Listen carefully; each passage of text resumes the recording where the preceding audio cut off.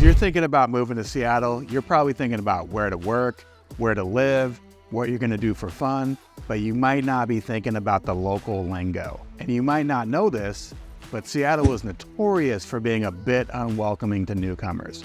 So in this video, I'm going to walk you through some of the local slang and phrases. So we're going to get you sounding like a local in no time and not sticking out like a sore thumb. So let's take a tour of the local Seattle lingo right now.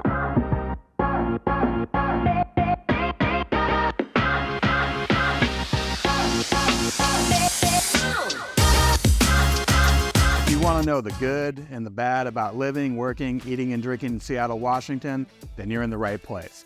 I'm Aaron Wilder, a Seattle native, and I get calls every day from people moving to the Seattle area. So if you're moving to Seattle today, tomorrow, next week, next month, or next year, give me a call, shoot me a text, or send me an email. I'll be happy to help you make the easy move to the Seattle area. So I'm not sure if Seattle's reputation is deserved, but I do know that when you hear certain words and phrases, you can always tell when someone hasn't been in Seattle for very long.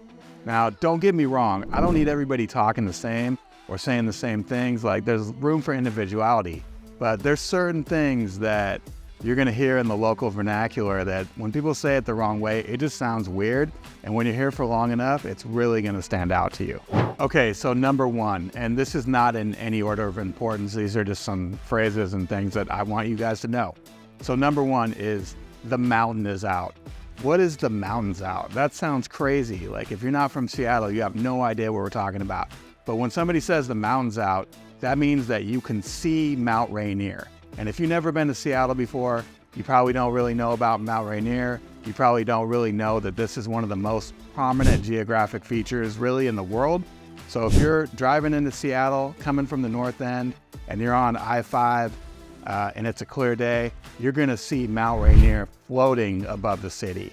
This is a massive mountain, about 14,000 feet, tallest mountain in the lower 48. So really, really impressive geographic feature. When you say the mountain's out, it also means it's a really nice clear day.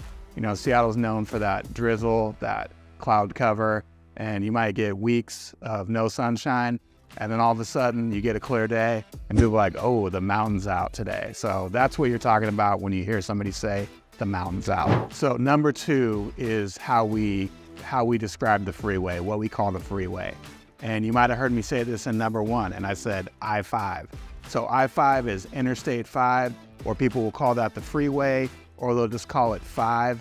But what we don't say up here is we don't call it the I-5 or the 5. That's Cali talk. So if you're in California, they call it the I-5 or the 5. One thing that once you're a local, once you've been living here for a while, you'll see TV shows that are set in Seattle, and you know they didn't do their research because they're calling it the I-5 or the 5. So Seattle locals, they call it I-5, they call it 5, or they call it the freeway. That's how we describe Interstate 5. And if you don't know, Interstate 5 is the main road that goes through the middle of Seattle. It runs from Canada to Mexico, and if you're living in Seattle, you're definitely going to be getting on I-5 at some point. Okay, so number three, we're sticking with the freeway, and what we're talking about is exit numbers versus street names. So if you're a local, nobody goes by the exit numbers on the freeway. Nobody has any idea what the exit numbers are. They just go by street names. So it's going to be Union, Stewart, Roanoke, 45th, 50th, 65th, you know, we're going by the street names, 85th, North Gateway, things like that. Nobody's going by the exit numbers. So you guys might think I'm being hard on the transplants. I'm actually married to a transplant. My wife moved here about 20 years ago. When I first met her, she would go exit numbers, and I would just look at her like this. I had no idea what she was saying. Over time, she got better. She still uses exit numbers every once in a while, but now she knows the street names. So if you want to sound like a local, you don't want to sound like a transplant, you don't want to have people looking at you weird, don't use the freeway exit numbers, use the street names. So number four, if you've been to Seattle before, you've probably spent some time on Capitol Hill. It's a pretty popular neighborhood. There's lots of nightlife, bars, restaurants, shops, coffee shops, all kinds of things to do on Capitol Hill. It's also a real popular area to live. A lot of, younger people live there, but also a lot of, upscale wealthy people. There's some great old Seattle homes there. One of the big dividing points on Capitol Hill is how people call it. So it's called Capitol Hill, and it's capital like the capital of the country, C-A-P-I-T-O-L. It's not capital like cash, it's capital. Now, some people have started calling it Cap Hill. If you call it Cap Hill, you sound like a transplant. Do not call it Cap Hill, it's Capitol Hill. And there's actually not a capital there. Back in the day when Seattle was first platted, the guy who was a huge real estate developer in Seattle that mapped out the city, he wanted the capital to be moved from Olympia to Seattle, so he named it Capitol Hill, hoping that the capital would move there. That never happened. The capital of Washington is Olympia, which is about an hour and a half south of Seattle. Anyways, definitely do not call Capitol Hill Cap Hill. Go enjoy Capitol Hill. Go to the bars, go to the restaurants, have fun up there. Don't call it Cap Hill. You sound like a transplant. Okay, number 5, the U District versus the University District. So the U District is where the University of Washington is. Locals, we call that UW. So if you hear somebody saying UW, they're talking about the University of Washington. That's the Huskies. Locals are going to call that area the U District, not the University District. You sound like a transplant when you call it the University District. There's also, on one side of the college, there is a popular shopping center, technically called University Village, but nobody calls it that. They call it U Village. So if you're going to go to the Apple store, you're going down to U Village to check out the Apple store. Or you're going to go buy some furniture at U Village, or go have some food at U Village. If you're on the other side of the U District, the main drag, the old school college town, we call that the AB. So it's technically called University Avenue. Nobody calls it that. They call it the AB. So if you're talking to somebody in Seattle, they say, hey, we're going down to the AB. They're talking about going to University AB. They're probably going to go to a bar, go to a record shop, go play some video games, something like that. Okay, number 6, we're talking about one of the iconic Seattle landmarks. And what we're talking about is the Pike Place Market. So the Pike Place Market, the entrance is on 1st and Pike. This is an open air market.